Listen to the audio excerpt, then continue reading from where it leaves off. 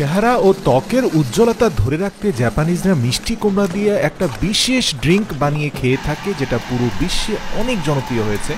শুরুতে দেখা যায় কয়েকশো টন মিষ্টি কুমড়াকে এনে একটা মেশিনের মধ্যে রেখে খুব চমৎকারভাবে পিল করে সেটার মধ্যখানের বাকলগুলোকে ফেলে দেওয়া হচ্ছে।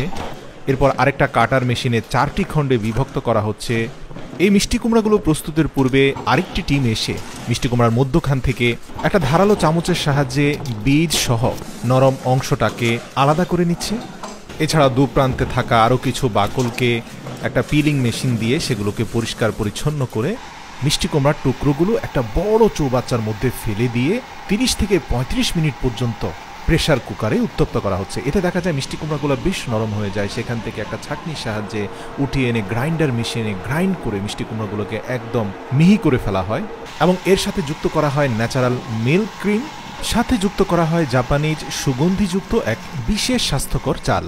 প্রিয় দর্শক, এই ফ্যাক্টরিগুলো যে বিষয়টা আমার কাছে খুবই ভালো লেগেছে তা হচ্ছে প্রত্যেকটা কর্মকর্তা কর্মচারী প্রতিদিন সকালবেলা ফ্যাক্টরিতে প্রবেশ করার পূর্বে হ্যান্ড স্যানিটাইজার দিয়ে খুব ভালোভাবে নিজেদেরকে জীবাণুমুক্ত করে নিচ্ছে এবং সকালবেলা প্রত্যেকটা ইকুইপমেন্ট যেগুলোর মাধ্যমে তারা খাদ্যদ্রব্য প্রস্তুত করবে সেগুলোকে ধুয়ে পরিষ্কার করছে এবং বিশুদ্ধ পানির যোগান দিচ্ছে। তো যে বিশাল কুকিং ডিভাইসের মধ্যে পাম্পকিন ড্রিঙ্ক একসাথে সেদ্ধ হয়েছে, আপনারা দেখতে পাবেন যে সেখানে স্পষ্ট সেদ্ধ সুগন্ধিযুক্ত চালগুলো দেখা যাচ্ছে এবং লাল টকটকে মিষ্টি কুমড়াগুলোকে দেখতে অনেকটা ম্যাঙ্গো ড্রিঙ্কের মতো মনে হচ্ছে। প্রিয় দর্শক, প্যাকেজিংয়ের সিস্টেমটাও একেবারে বিশুদ্ধ, হাতের স্পর্শ ছাড়া তারা করে থাকে।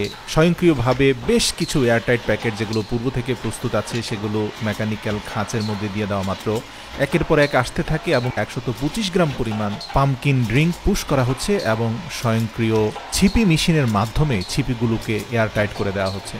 বিশেষ করে জাপানিজ কোনো ব্যক্তি বা মানুষ জ্বরে আক্রান্ত হলে আপনি দেখবেন যে এই ড্রিঙ্কগুলো কিনে এনে তারা চামচ কেটে সেগুলোকে খাচ্ছে এবং স্পষ্টভাবে সেখানে ছোট ছোট চালের দানা সেগুলো দেখা যাচ্ছে।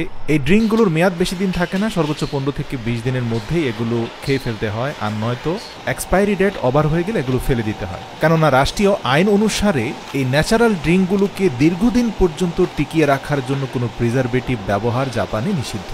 তো এই প্রতিষ্ঠানে দেওয়া তথ্য অনুসারে জানা যায় যে প্রত্যেক প্যাকেট পাম্পকিন ড্রিঙ্কে 10 মাইক্রোগ্রাম ভিটামিন সি থাকে এবং 1900 মাইক্রোগ্রাম ভিটামিন এ এবং 2.5 মাইক্রোগ্রাম ভিটামিন ই থাকে।